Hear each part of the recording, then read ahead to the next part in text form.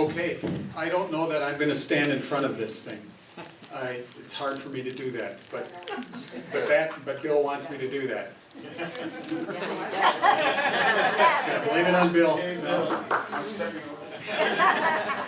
You have a green sheet that has a bit of an outline. I'm going to be using some PowerPoint. You can see screens in either one of the corners, and so no matter what angle you're at, you should be able to see a screen. Some of these are going to be maps because I don't have any access to maps, and the maps are useful for this kind of thing.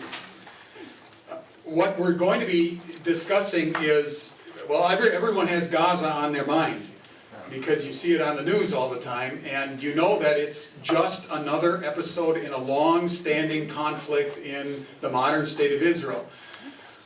But when and how did the modern state of Israel come about is probably the question that needs to be asked first, because unless you know how the modern state of Israel came about, it's difficult for you to understand why the continuing, sort of almost incessant, why I call this thing where terror never rests, because it doesn't.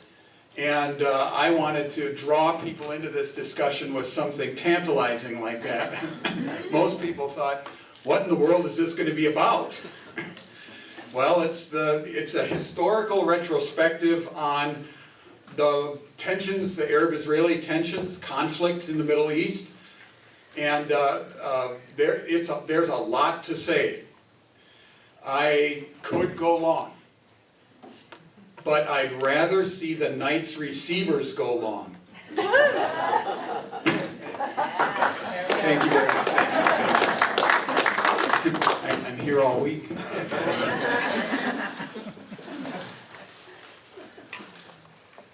So I have the central conflicts. I'm going to start with a very broad slide like this that says, look, the central conflicts are land. It's about land. Whose land? And when they argue about land, they like to argue, everyone does, historically speaking. Well, it's been our land since, and so then you get into this grand historical conflict. When did you get it? Well, when did you have it? And when did you have it before you had it? And so on and so forth. So where are you going to draw the line in the chronological sand if you're going to argue about land? Okay, part of it's about race, because you have different races involved in the Middle East. And they are a tribal society. And so race, tribe, those kinds of things matter to them.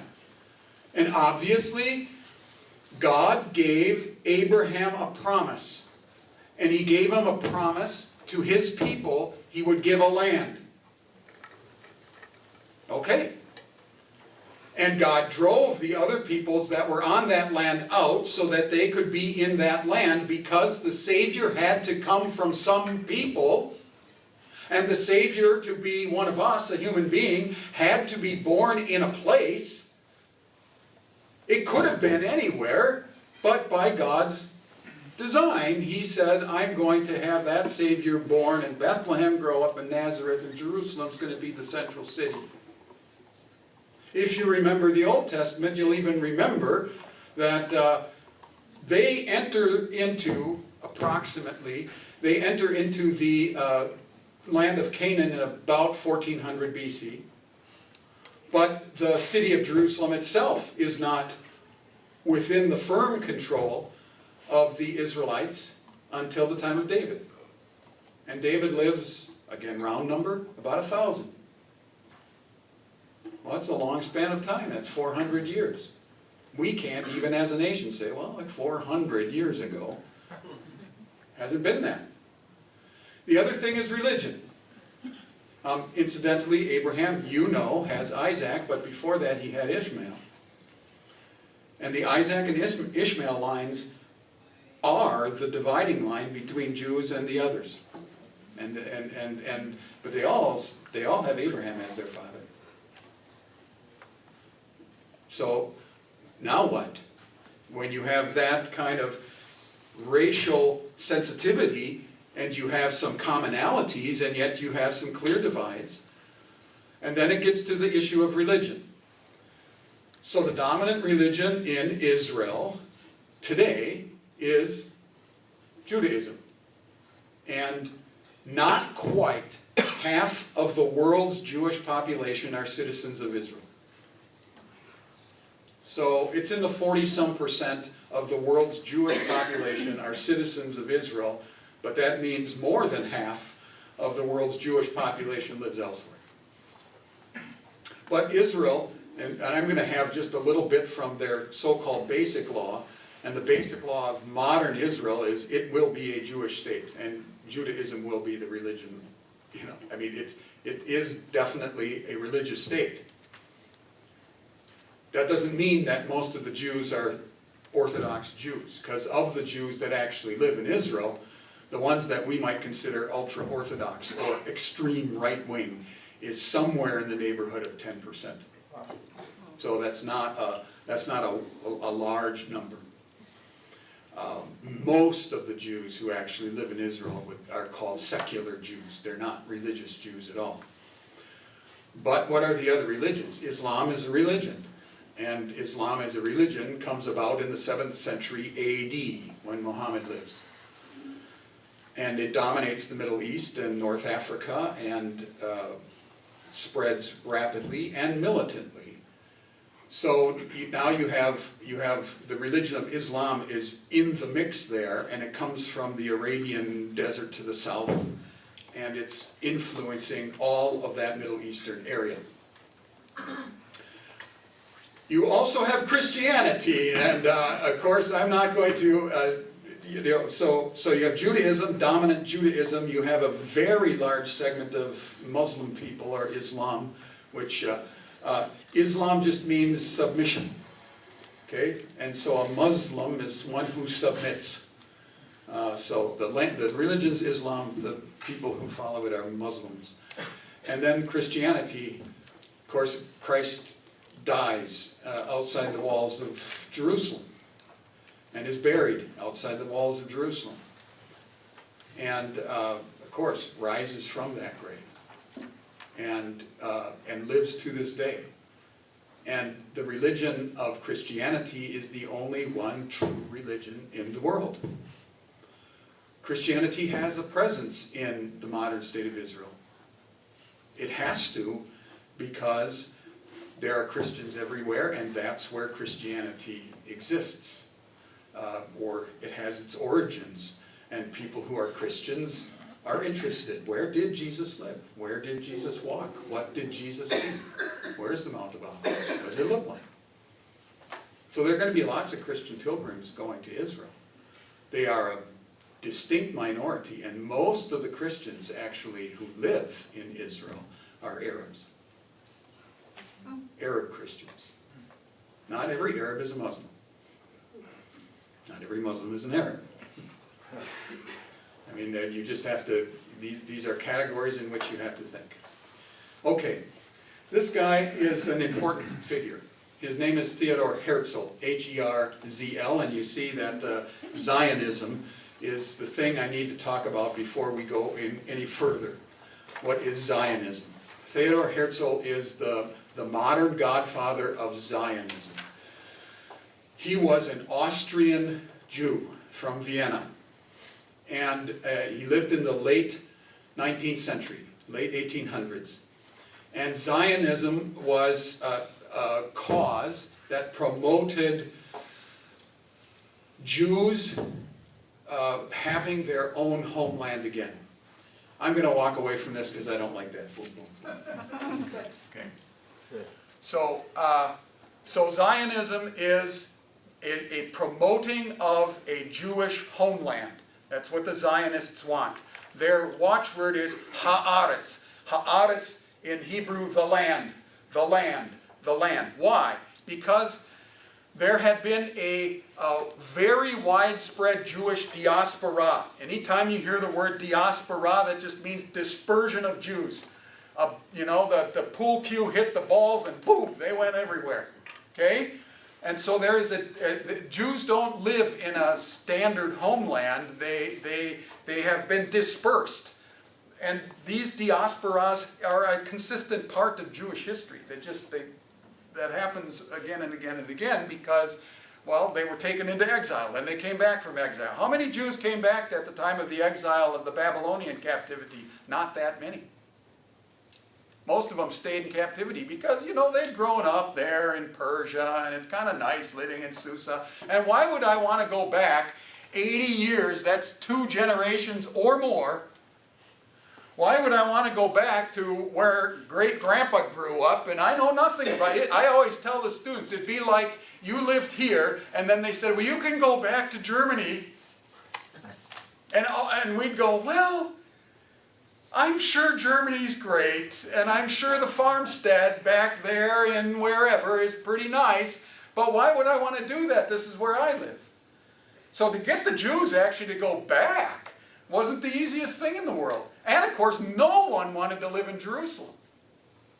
I mean, read Ezra, and they had to draw straws, and the guy who got the shortest straw, you got to live in Jerusalem. Oh, man.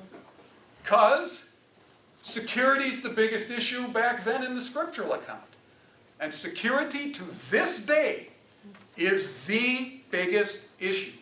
I'm going to illustrate that in just a second. Why does Herzl come up with Zionism? He's actually not even a religious Jew. He's a kind of secular Jew. But he realized that in the late 1800s, there was a very strong racism and a very strong anti-Semitic strain. And he saw it in Europe. And he said, I think the only way that the Jews can live in peace as Jews is if they have their own homeland. So already at the end of the 1800s, there's this movement for a Jewish homeland. So, late 19th century anti-Semitism, Theodor Herzl, he's a journalist. He covered the Dreyfus Affair in Paris, and the Dreyfus Affair was a mockery, it was a show trial. He was a Jewish military captain in the French army, and he was accused of crimes and traitorous activity, and everyone knew he wasn't guilty. And yet, he was declared guilty by the French courts and sent off to exile. And Herzl said, wow, that's how bad it is for Jews. And we got to do something. So he comes up with Zionism. He establishes a meeting, the first Zionist Congress, where they get leaders of Jewish people who are starting to talk about how could we go back to the homeland again? How could we Jewish people do that? So strong anti-Semitism results in Zionism. I'm going to take one little break here and say this. That there still are strong Zionist strains among the Jews, but I want to also say this. There are very strong Zionist strains among some Christians. There is this thing called Christian Zionism, and Christian Zionism is I'll use the label, kind of a right-wing movement, and Christian Zionism exists because they are millennialists. And because they are millennialists, they read the prophetic passages of the Old Testament as though the land and the kingdom has to be a real place, kingdom, so forth. So Christian Zionists exist. Christian Zionists are very much behind the state of Israel today. Christian Zionists are very much associated with right-wing politics. Hate to say it that way, but it's the truth. I had in class, several years ago, someone in class who said, after class one day, when I talk about millennialism and Zionism, he said, you know what the weirdest thing is? My brother's married to somebody who lives on the East Coast, and then they're members of a Christian Zionist church. They give 100% of their mission offerings to the state of Israel. Because the state of Israel needs to exist, it needs to exist so the millennial kingdom can come. So you need a real place, you need a real space, you need it strong, you need it so that Jesus, when he returns, can establish his millennial kingdom in Israel. That's Christian Zionism. It's why, incidentally, it's why Trump, when he was president, moved the U.S. Embassy from Tel Aviv to Jerusalem. And he did that purposely to appeal to the Zionist cause among the Christians that really strongly supported him. So that's part of the fabric. I mean, you got to see that's all underlying things here. So politics plays a major role in this modern state situation. All right, what's the situation after? Here's World War I, and you have Zionism happening, and who runs Israel? What we call Israel today. Who is the political overlord of that? The Ottoman Empire. It's the Ottomans who actually are in control of all of Israel and all of Mesopotamia and all of Turkey, all the way to Constantinople. That's all called the Ottoman Empire. And the Ottomans are Muslims. The center of their control is Constantinople, but it stretches all over the Middle East. The Ottomans were on the wrong side of World War I. They lined themselves up with the German cause. And so at the end of World War I, the Ottoman Empire will be carved up. That's when that happens. I'm going to show you a map in just a second. This little email. That's what it seems like to us, you know, like I sat down and Lord Rothschild, you know, he's a British Jewish banker. But Lord Rothschild, I have much pleasure in conveying to you on behalf of His Majesty's government the following declaration of sympathy with Jewish Zionist aspirations. His Majesty's government view with favor the establishment in Palestine of a national home for the Jewish people. 1917. That is called the Balfour Declaration. And the Balfour Declaration meant that in some official way, the British government, and the 19th century is the century of Britain. The British government, and you know, now you're into the 20th, but you know, Britain's still a powerful nation here. They want a homeland for Jews. They understand anti-Semitism in Europe, and they are on board with the Zionist cause, Balfour Declaration. So now you've got big hitter Britain in favor of this. All right. What happens after? What happens after World War I is you have the subdividing of the Ottoman Empire into, well, Turkey is created. That's a whole other thing. But you have the subdividing of this other land into the modern state of Iraq, which was under the control of the British. This is called the Mandate System. So they were League of Nations, that becomes before the United Nations. They were League of Nations mandates. And so the British had a control element over Iraq. I mean, this is all Lawrence of Arabia stuff. That's you know, like the origins of Iraq and things like that. And Syria went to the French. And that's why the French said, you know what? Beirut's kind of a cool place. And so we're going to make Beirut look like France. And if you go to Beirut, they call it the Paris of the Middle East. It looks like Paris. And this area here, called Palestine, is under the control, or the mandatory control, as a League of Nations mandate, of the British. So these are the League of Nations mandates about 1920. And you got Jerusalem there. You have Amman, which is the capital of Jordan. Okay, Iraq, Damascus, Syria, Lebanon, Beirut, that's all under the French. If you're really curious about why the British and the French are also so very interested in Middle East affairs, and in like when the Desert Storm and all those other things, you know, it's because the French and the British have had vested interest in the Middle East for a long time. And you'll notice that the United States is not anywhere in this mix. There's no U.S. control of anything right here. Okay, not in this specific area. Incidentally, Amman, Jordan, is called that because that's where the ancient Ammonites lived. So you can always remember, where did the Ammonites come from? Well, there's right straight across the Jordan River there, because that's where Amman is. Okay, so this is the mandate. That's the post-World War I Ottoman Empire carved up.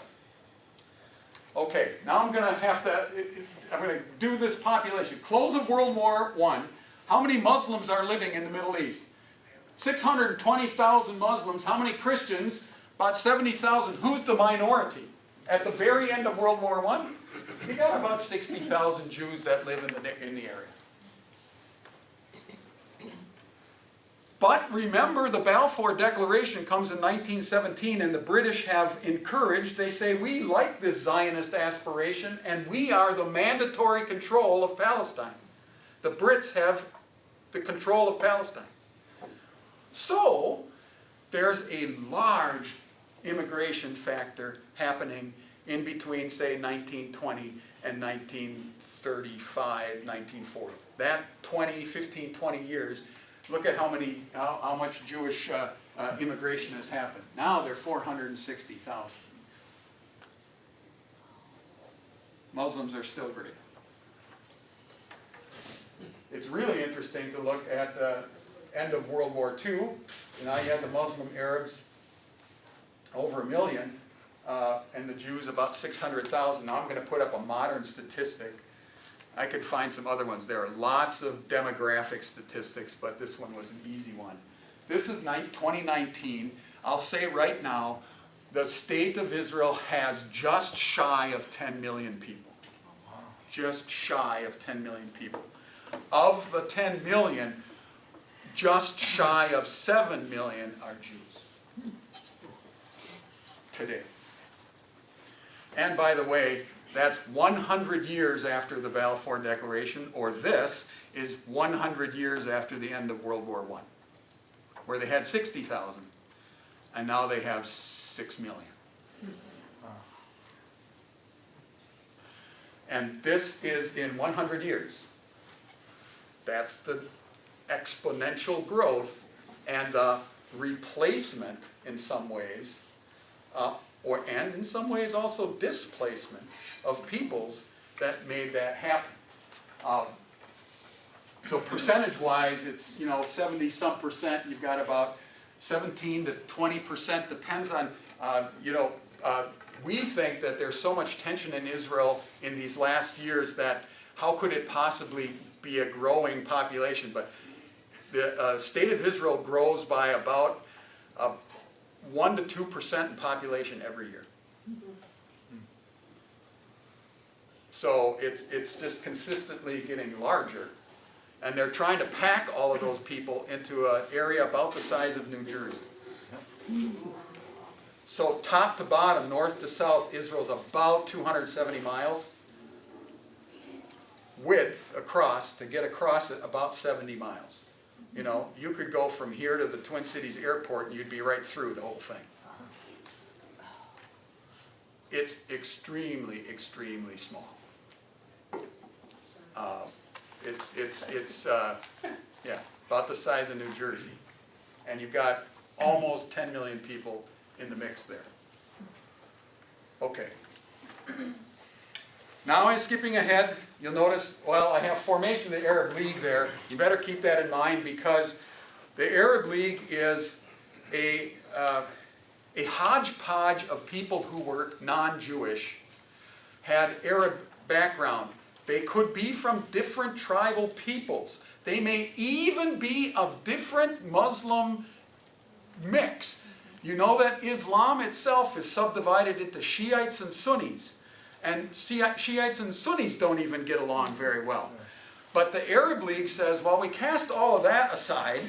We have a common enemy, so to speak, in that we have all these Jews are starting to migrate by the thousands into territory where they were 60,000 people at the time of World War I, and now, World War II, they're almost 500,000. So there's been this movement of migration.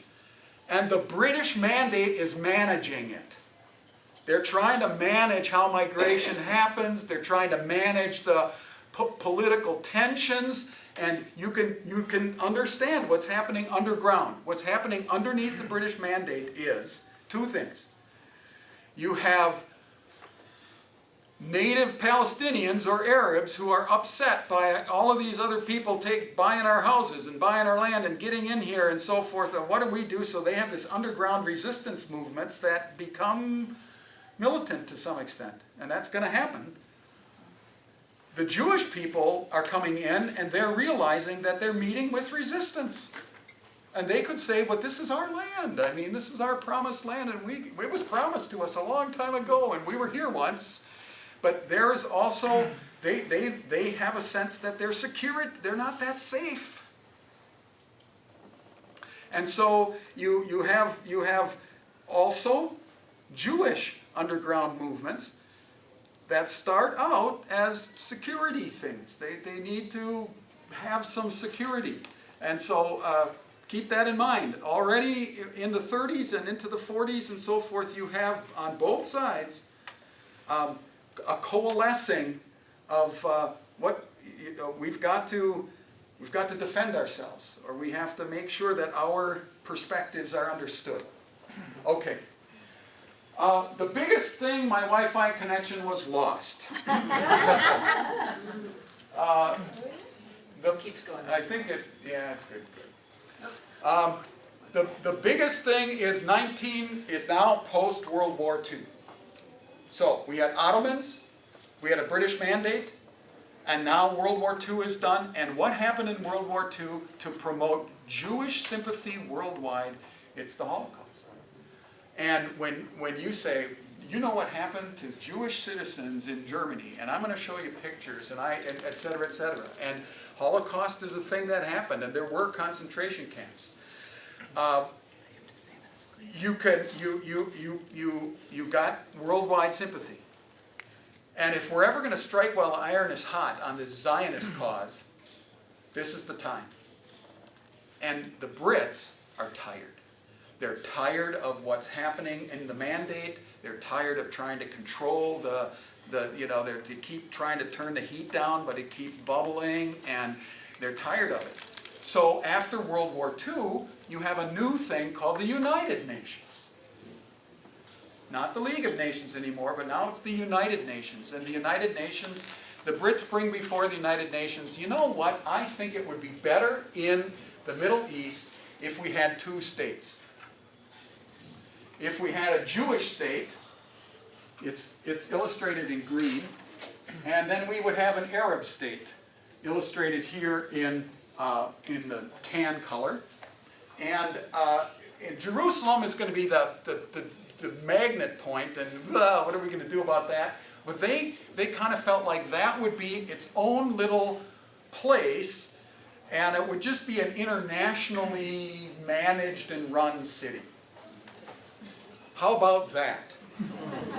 Okay, the United Nations in UN General Assembly in November of 1947 passed a plan to partition the former British mandate and to create the state of Israel and an implied Palestinian state.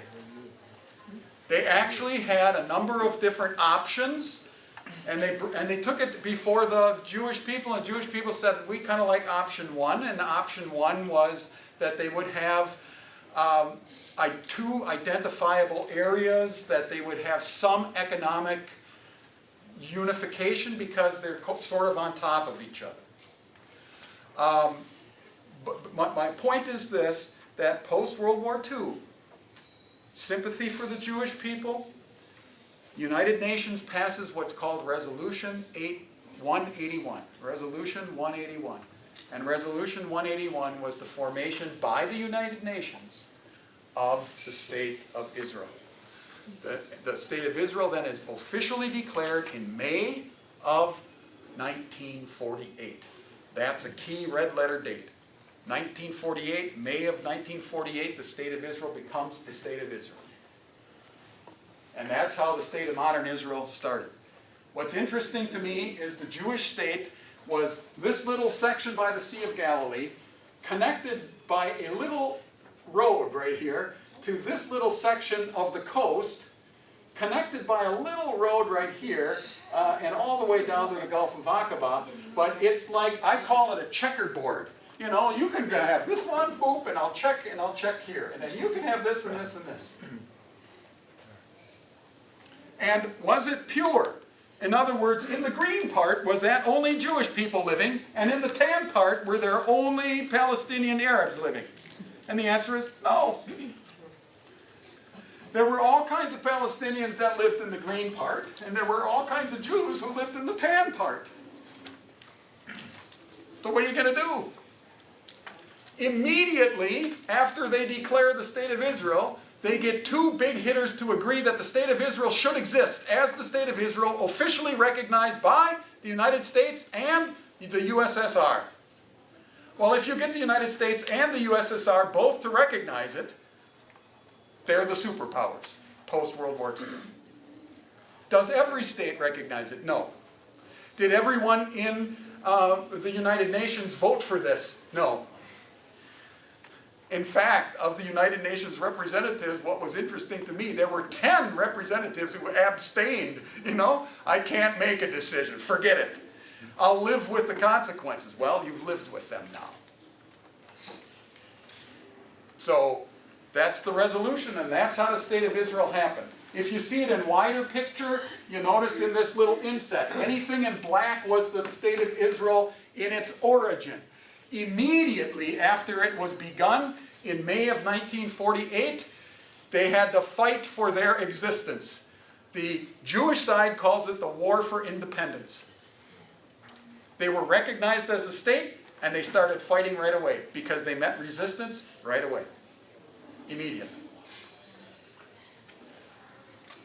They also had a subtext, and that was, we would like more land than they gave us to begin with. And so you notice that in the 1949, anything that's kind of shaded just a little bit on either side of the black, these are the territories or areas that they actually gained as the result of the fighting in 1948 War of Independence from the Jewish perspective. Okay, now I have to explore what are we left with? Well, here's what we're left with. And these are the terms that we still use today. This thing right here, that has Nablus, Jericho, Hebron, and so forth, and it looks like a pretty big bite out of that western Jordan, that's the West Bank. So anytime you hear the West Bank, that whole entire section is the West Bank. That's the West Bank. It's not just this narrow slice of the Jordan River here. This is the West Bank. This is the Gaza Strip. The Gaza Strip's about 25 miles long and it's about 7 miles across. So you can go from here to Mankato and, and then that's the Gaza Strip. North to south, I'll show you that in just a second. This is Gaza, this is the West Bank, and on the other side of the Sea of Galilee, connected to Syria, is known as the Golan Heights. And those three areas were the areas where the Jews said, we're not real secure in our own territory, and we've got a lot of Palestinians living in the West Bank, and the Palestinians on the other side of the Sea of Galilee, this is higher ground than the western side of the Sea of Galilee. So you know what it was? It was a launching pad for missiles. They just would set missiles up there. And so now I got to capture the Golan Heights. Why? It's not productive for anything except the missile launching site. And the entire Golan Heights to this day is mined. I went running to take a picture of the Yarmuk River and the bus driver went running after me. Stop! There's landmines all over the place here. You can't just run out there and take pictures of things. And of course now the modern day is the Gaza Strip. Well now, that's 1948. Here's my quick review. In each decade after that, there's a major blow-up. So 48, 49 is the War for Independence. In 1956, it's the Suez Crisis. Incidentally, this is Truman with David Ben-Gurion. David Ben-Gurion is the first Prime Minister of Israel. Okay? He's giving Truman a Torah, and he knows he's got U.S. support. And we need to forge a good connection between Israel and the United States. Chaim Weizmann is the first president. These guys are all heavily involved in the Zionist cause. And for them, it was now finally, it became something in 1948, 1949. Okay, that's West Bank. And here's the airport, right? The airport is about 5.9 miles from the edge of territory that was non-Jewish control, where Arabs lived. They had an air base up in here, 21 miles to here. My point is that the territory is so condensed and so tight, we don't think of things that way. You can fit multiple Israels in Minnesota. That Jews are always feeling insecure. Even if they have UN recognition and even if they have militantly said we can secure land for ourselves, they always are feeling this kind of anxiety about security. That's another one. Incidentally, I said, did they have some Jewish underground paramilitary organizations? Yes. In the territory time between World War I and World War II, here was a Jewish one this is called Irgun. And Irgun, that's their symbol. What's interesting is, I'm going to show you the symbol of Hamas and then the symbol of Hezbollah, and it looks the same, kind of. They're all like, boom, and I got a gun in my hand and I'm going to take care of things. And what do they have?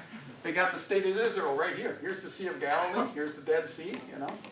And we're going to militantly stand up for our rights, Irgun. Irgun was a Zionist paramilitary organization. If, in fact, you start thinking about it, it is actually labeled as a terrorist organization. It doesn't exist anymore.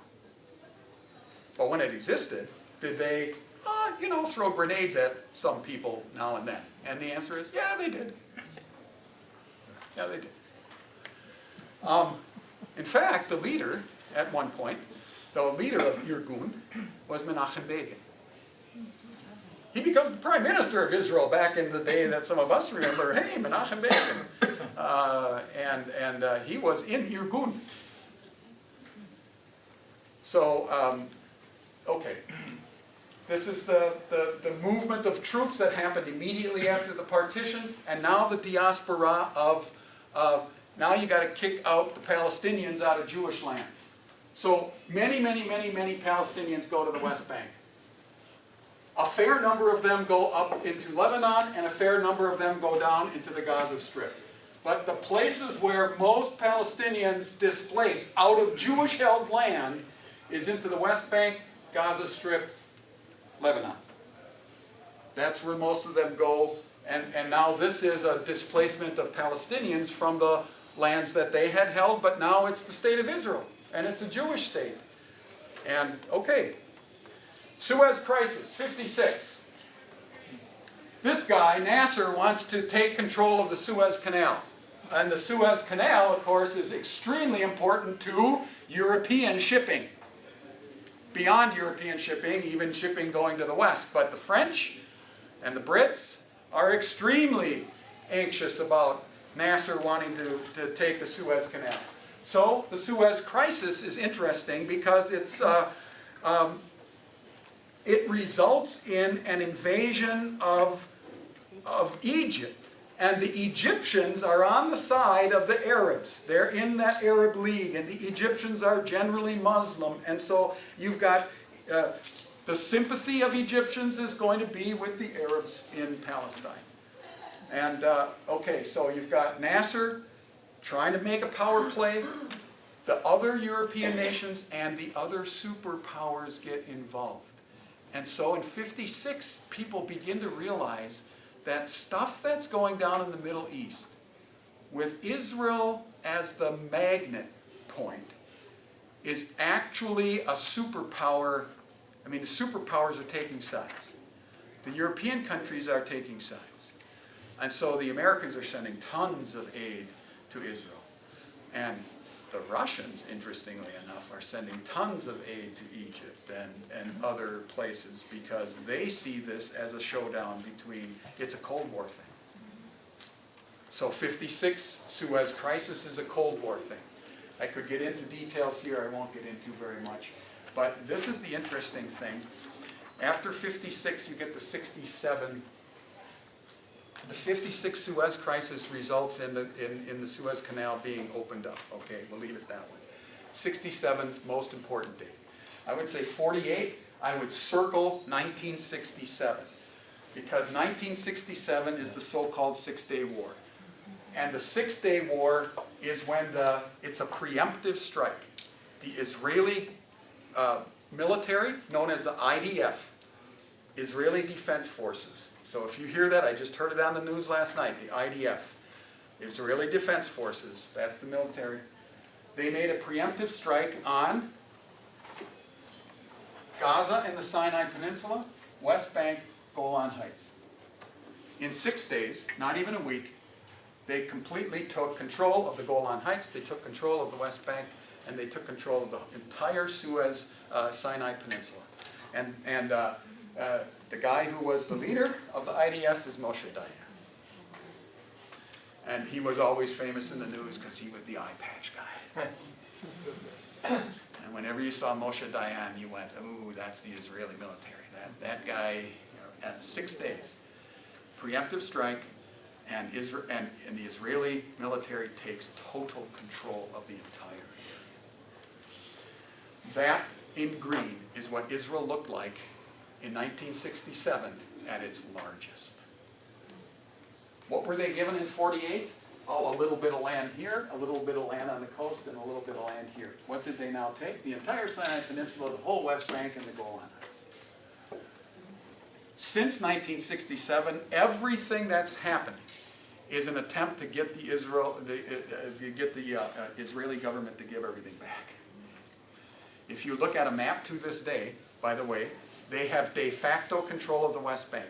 It is not de jure, not by law, but de facto control of the West Bank. On a map, it'll say Israeli occupied territory. It will not say Israel over the West Bank. It'll say Israeli occupied territory. They did give the Gaza Strip back, by the way. And then from Gaza, the resistance movements like Hamas start seeing that is a place where we can make our underground. I mean that's why the Gaza study, they gave Gaza back. They actually gave the whole Sinai back. They gave the whole Sinai back. They give Gaza back. They don't give the West Bank back. And the West Bank, to me, is the thing where, I mean, who's ever going to get who's ever going to make something happen that actually works with the West Bank? I don't know. UN Resolution 242 is the one that has never, ever been voted on. Has never come to resolution. Has never, right? So they will always talk about, in the modern sense, the pre-67 borders and the post-67 borders. So 1967 is the key critical date or conflict, 6-day war. In 6 days, that's what Israel became. And they said, you know what, we've got the forces to do it and nobody can beat us. And they couldn't. Because they have F-15s. And they have, you know, I mean, they have every American fighter plane, they have them all. And so the Israeli military, the IDF, they're very, very, very well supplied and very well supported. But it's interesting, the Israelis have shown, and this is the interesting thing in the negotiation, they had everything in green in 67. Have they shown that they were willing to give things back? And the answer is yes, they have. They have at least been willing to give some things back. The problem is the things that everyone really wants them to give back, they won't give back. I mean, it's a desert in Sinai. That's easy to give back. Like, sure, you can have some sand. How about the West Bank? No. So what does the Egyptians do now that they took the whole Sinai? This guy by the name of Anwar Sadat says, I don't like it that I have the Israelis right here on the edge of the Suez Canal. I do not like that. It was called the Bar-Lev line. And so he says, you know what I'm going to do? On Yom Kippur, Day of Atonement, that'd be like attacking the U.S. on Christmas Day. On the Day of Atonement, I'm going to attack Israel. They're never going to know what happened, and they're going to be caught off balance. And in 1973, again, 48, 56, 67, 73. In 1973, you have the Yom Kippur War. And the Yom Kippur War was Egyptian attack on the Israelis, and the Israelis were caught off balance, totally caught off balance. This is Golda Meir. You know, Golda gets up there and she's got this raspy Milwaukee accent because she grew up in Milwaukee. Her father ran Meyerson's grocery store in Milwaukee. She went to Milwaukee North High School. That's why the library in downtown Milwaukee is called the Golda Meir Library. And if you ever listen to her, she smoked about 8 packs a day. And she sounds like a Milwaukee gal who smoked 8 packs a day. That's what Golda Meir. She was the prime minister of Israel during the Yom Kippur War, and that's Anwar Sadat. He didn't win the war, but he got the Israelis to realize maybe we could give back the Sinai. I got to move this quickly, and here we go. Eventually, Jimmy Carter gets Menachem Begin and Anwar Sadat to actually shake hands. Camp David Accords. They went to Maryland, Camp David. And what happens in 82, each decade? 82 is the Lebanon stuff. Right? So in 1982, now you've got all those Palestinians that are up in Lebanon. And now it's a blow up. You got a guy like Yitzhak Rabin, who becomes the prime minister, and he's a guy who's willing to lend a hand. He actually shakes PLO leader Yasser Arafat's hand. And Clinton, he gets up in the Rose Garden and says, enough. Enough of blood. Enough of this. And of course, what happens? The extreme arm of the Israeli cause assassinates him. What happened to Anwar Sadat? Because Anwar Sadat, eventually, after the Yom Kippur War, he makes peace with the Israelis. Menachem Begin. Right? Anwar Sadat right there, he shakes hands. What do? They assassinate him. So on both sides, if anyone is willing to make peace, they assassinate him. You know, Rabin, boom, shot. Anwar Sadat, shoot him. We don't want that.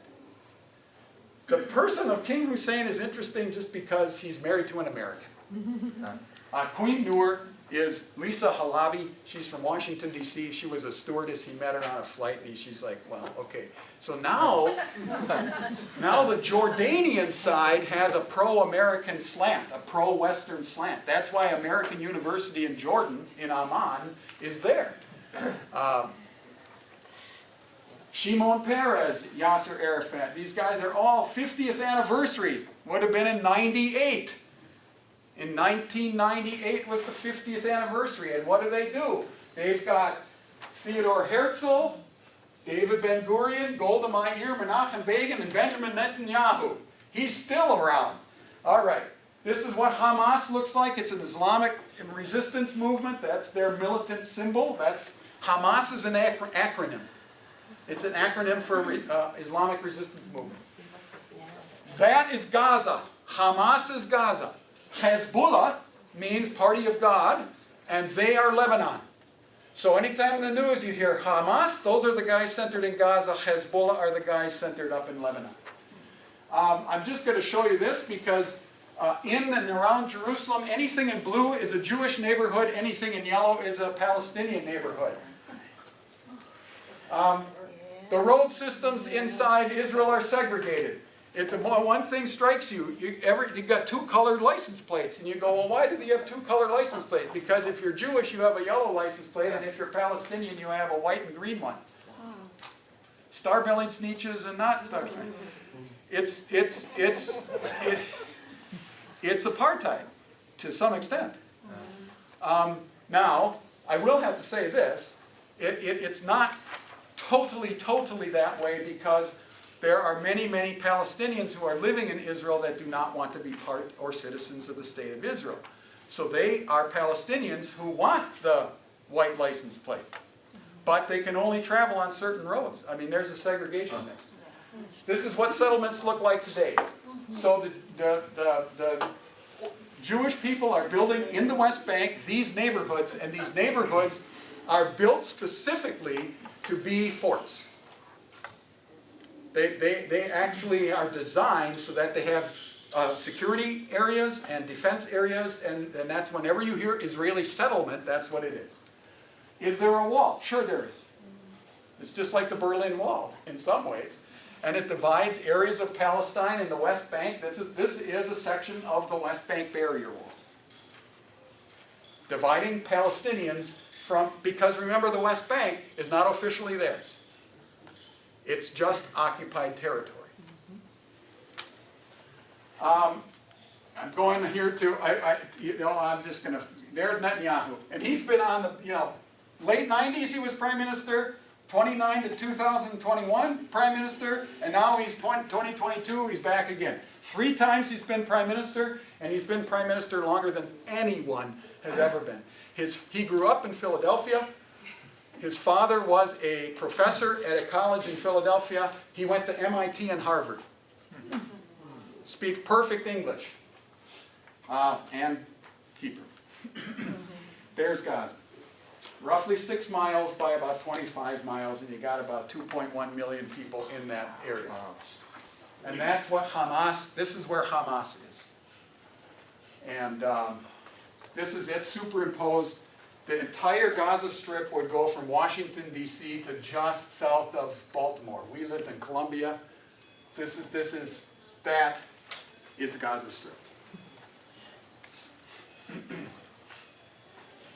I'm going to get to the key problems here. I think these are, to me, these are the key. The historic and religious claims to the land. How do you sort that out? The proximity of the sacred places.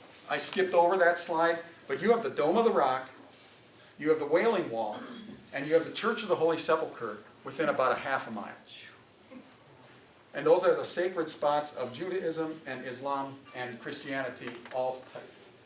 The legacy of revenge and retaliation. If you do something, I'm going to do something back to you. And so where do you cut into that? Where do you cut into the legacy of revenge and retaliation? There is a lack of unity among Arabs and Israelis. The only reason Hamas took over in Gaza is because the Yasser Arafat faction called Fatah was too weak and got kind of usurped by Hamas, the more militant faction. So they have division among the Arabs, there is division among the Israelis. Extreme approaches to negotiation. When we negotiate, we always negotiate to this extreme. And where is compromise in the negotiation? Very difficult to come up with. Conflicting interests of the other powers. Does the United States have conflicting interests in the Middle East? In the late 20th century, number 1 nation that got foreign aid from the United States was Israel. The number 2? Egypt. Number 2 was Egypt. We're on both sides of it. And the relationship of Arab-Israeli situation to world terrorism. What about Al-Qaeda? What about Iraq? What about all those other things that are out there beyond the scope of that little tiny magnet? So, in a nutshell, that's the Arab-Israeli conflict. Modern state of Israel, 1948. Amen. All